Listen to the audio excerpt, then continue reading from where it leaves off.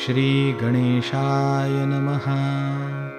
अस्य श्रीरामरक्षास्तोत्रमन्त्रस्य बुधकौशिकऋषिः श्रीसीतारामचन्द्रो देवता अनुष्टुप्छन्दः सीताशक्तिः श्रीमद्हनुमानकीलकम् श्रीरामचन्द्रप्रीत्यर्थे जपे विनियोगः।